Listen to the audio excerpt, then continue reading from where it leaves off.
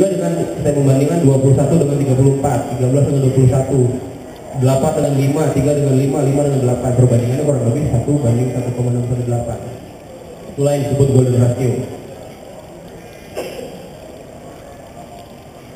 Nah, lukisan siapa ini? Mona Lisa, ya kan? Ini juga coba lihat nih, jarak pipi ke finger frame itu ada 1, terus sisanya perbandingannya 1,68. Ini Pak, gambarnya menggunakan golden ratio. Lalu ini arsitek Romawi juga menggambarkannya, arsiteknya menggambar dengan perbandingan golden ratio juga. Coba lihat tinggi pilarnya dibanding dengan tinggi sampai ke atap tuh perbandingannya golden ratio juga. Lalu berikutnya ini fosil keong komunitas. Ini kalau dari Fibonacci tadi itu kita bisa bikin lingkaran seperti ini, itu akan sangat match, sempurna dengan rangkam keong seperti ini. Jadi keong ini kalau keong itu kan cangkangnya tumbuh ya. Cangkang pertamanya jumlahnya 1, cangkang berikutnya tumbuh adalah 2, kan per kamar nih, ada berapa kamar nih. Berikutnya adalah 3, berikutnya adalah 5, berikutnya ada 8, dan itu mengikuti deret Fibonacci tadi. Bukan hanya ini, kelopak bunga juga. Kelopak bunga yang pertama kali tumbuh itu adalah 1, berikutnya tumbuh lagi 1, kelopak bunganya berikutnya tumbuh 2, tumbuh 3, tumbuh 5, tumbuh 8, mengikuti deret Fibonacci juga. Tubuh manusia, perbandingan antara panjang kepala sampai ke pusar itu golden ratio juga. Perbandingan antara kepala sampai pusar dan pusar sampai kaki itu juga golden ratio. Kartu mandi, kartu ATM, perbandingan antara panjang dan lebarnya itu juga golden ratio. Bungkus coklat seperti itu juga. Layout Twitter nih juga, perbandingannya antara yang ini sama ini juga golden ratio.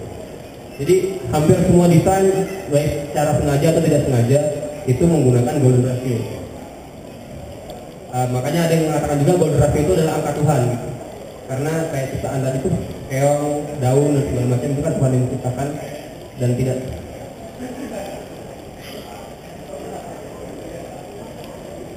Lalu muka manusia, wajah juga coba lihat tuh, mata, lingkaran mata itu mengikuti Fibonacci juga.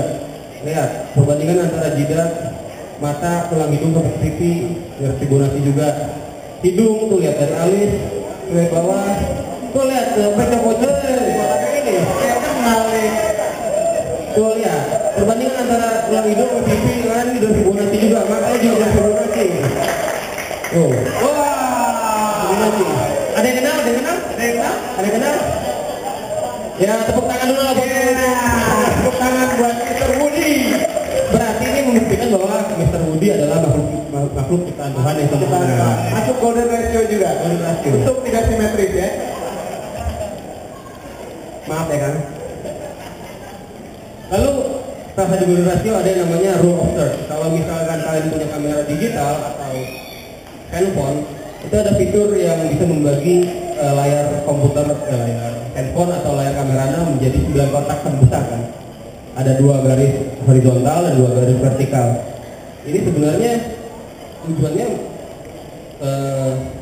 ada yang tahu tujuannya ya? Bisa baca di sini sih sebenarnya. Ini ya contohnya, ini contoh nih yang di bawah ini. Ini sebuah objek yang sama difoto dengan menggunakan kamera yang sama, bahkan ini saya rasa adalah gambar yang sama, tapi yang satu di crop posisi objek di tengah, yang satu adalah geser ke kiri. Kalau kalian menjadi juri sebuah kontes fotografi, yang menang yang kiri apa yang kanan? Kenapa? Bukan hanya golden ratio juga, kalau saya sebelumnya kalau ngejelasin golden ratio lebih dinamis dan lebih tidak kaku kan melihatnya dibanding yang ini. Nah inilah tadi yang rule of thirds dari kamera tadi, sehingga pertemuan dua titik titik pertemuan antara dua garis itulah dimana kita meletakkan focal point kita, di sini atau di sini atau di sini atau di sini. Kalau secara apa namanya perbandingan 1:1,618 tadi memang tidak terlalu persis, tapi kalau di kamera digital dan di kamera handphone seperti inilah untuk mempermudah kita. Ini garis bantu. Lalu focal point pada aquascape itu macam-macam, bisa gunakan adalah hardscape utama, misalkan kayu yang paling besar atau batu yang paling besar. Ini contohnya, ini kayu yang paling besar sebagai hardscape-nya. Atau warna yang paling kuat gitu. Kalau dari sini kan warna hijau semua, terus ada batu yang warnanya agak coklat.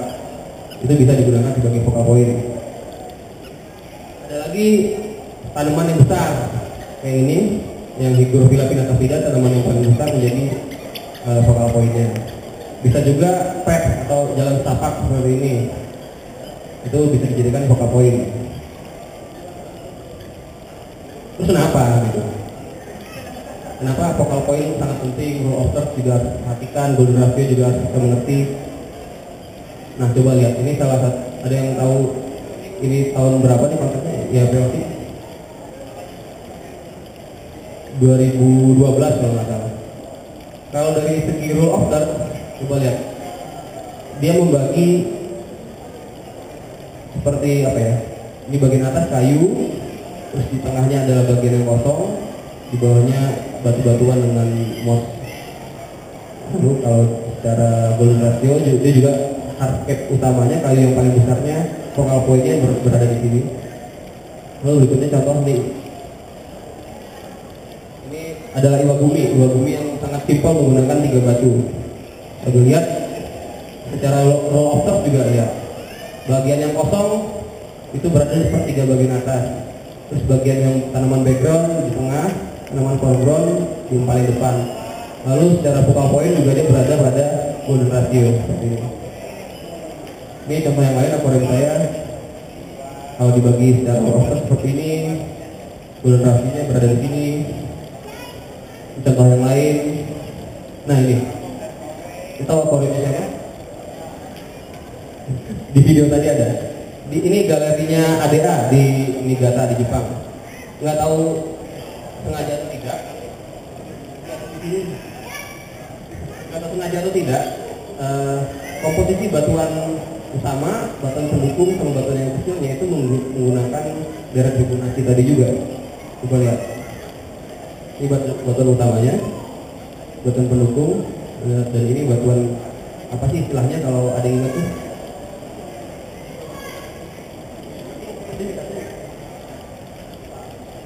Jadi kalau iwagumi itu aturannya adalah batuan utama itu berukuran, kalau dibikin perbandingan adalah 3, lalu batuan berikutnya adalah 2. Jadi ini 2/3 besarnya dari batu utama, dan batu yang pendukung yang kecil-kecilnya adalah setengah ukuran dari batu pendukung yang kecil. Nggak tahu sengaja atau tidak, tapi hasilnya adalah seperti ini. Lalu kita ngebahas shape ya, bentuk. Nah, ini disebut dengan convex setup atau island setup. Jadi bentuknya seperti pulau. Contohnya nih akuarium saya ini dibilang shape-nya adalah convex atau island, kayak seperti pulau atau gunung gitu ya. Lalu ini U-shape atau V-shape. Ini atau yang V seperti ini. Nah, ini contohnya, ini V-shape ya. Lalu triangular atau segitiga, shape-nya seperti ini contohnya. Lalu lagi rektangular atau tidak beraturan gitu. Contohnya ini maksudnya yang konsep-konsep jungle atau Dutch style itu kita sebut dengan rectangular shape. Lalu iwagumi style.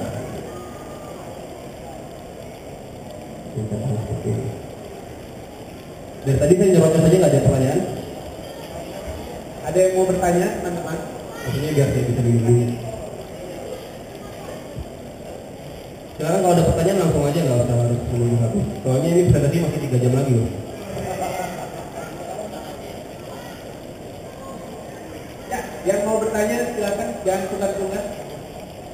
Dapat hadiah loh. Pertanyaannya. Nggak ada yang mau nanya nomor handphone gitu ya?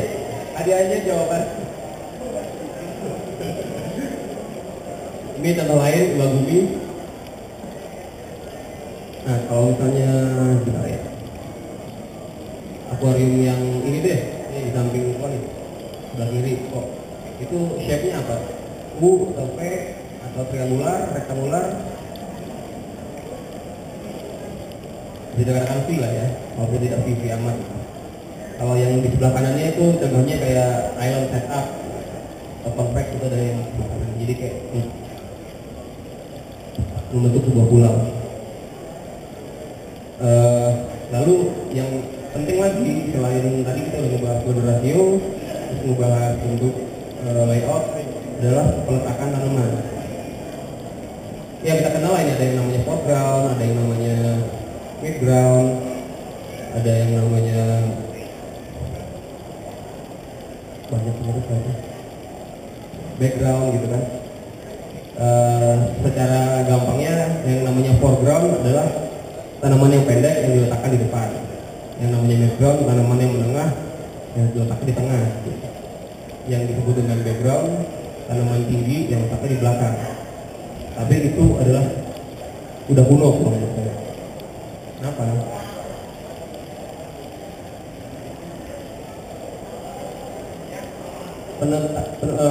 Peletakan tanaman foreground atau midground atau background itu tergantung dari ukuran akuariumnya dan tergantung dari layoutnya apa yang akan kita buat. Ini contohnya akuarium saya. Ini yang belakang mana-mana Pak kalau tahu? Harga satu.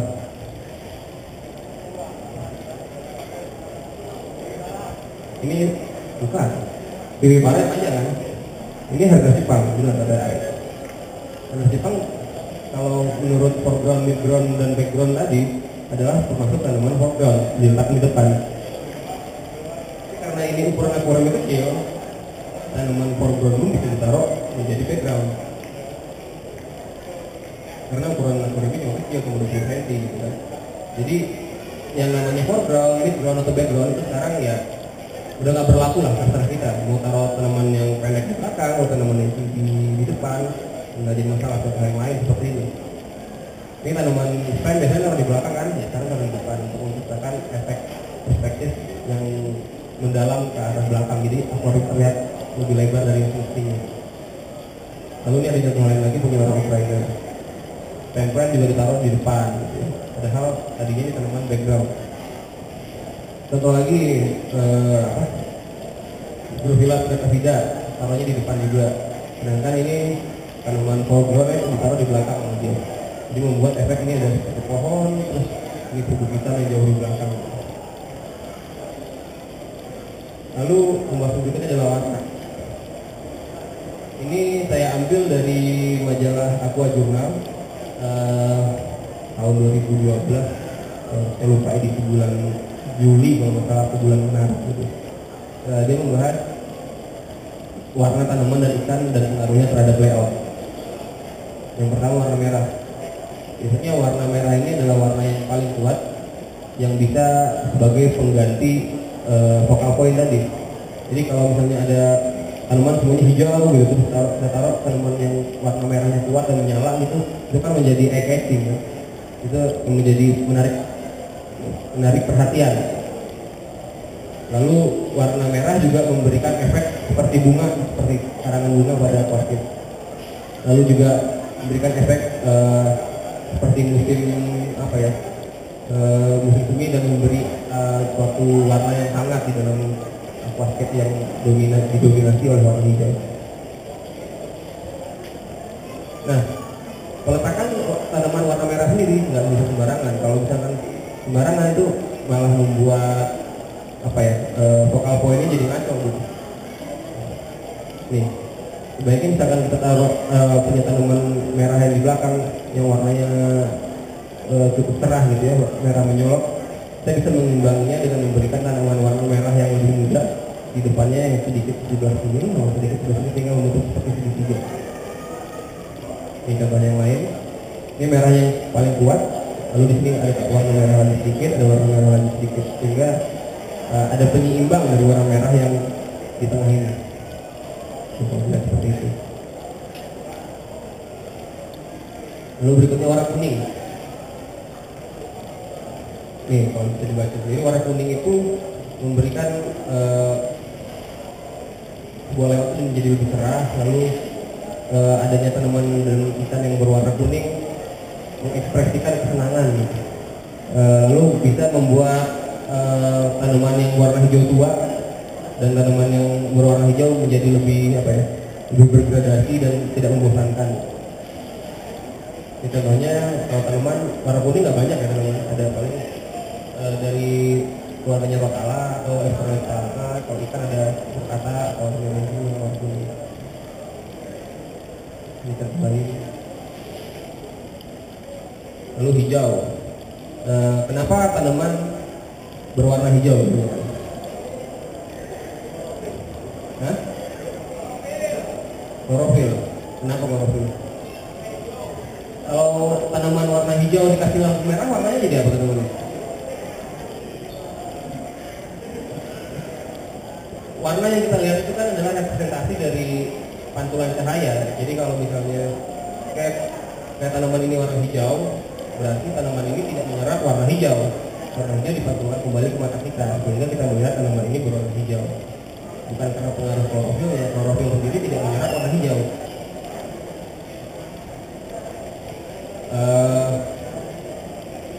Lalu pengaruh warna ikan juga berpengaruh, kayak di tanaman yang warna hijau menggunakan ikan yang berwarna merah atau biru itu memperkaya warna di dalam sebuah akuarium yang terlalu hijau kan membosankan itu juga. Lalu ikan yang berwarna metalik atau berwarna silver juga cocok digunakan pada akuarium dengan dominasi warna hijau. Nah, kalau nggak ada pertanyaannya saya terakhir ya. Ada tips-tips khusus kalau untuk akuarium itu gunakan background atau biasanya kalau orang suka ada naruh apa ya, kayak poster atau gambar apa karang atau gambar dedaunan, gambar pohon di belakang, itu juga disarankan yang polos saja, warnanya hitam atau putih atau biru sekalian. Dan tips lain untuk background, jangan ditempel di kaca belakang langsung, tapi beri jarak. Khusus untuk warna putih sama warna biru itu beri jarak sekitar 5-10 cm di belakang akuarium. Itu bisa memberikan efek perspektif yang lebih jauh kalau pada saat difoto. Kecuali warna hitam ya, kalau warna hitam kita taruh di belakang, warna hitamnya kan nggak pekat, nggak solid pada saat difoto. Nah misalnya warna putih atau warna biru, background ya taruh sekitar 5-10 cm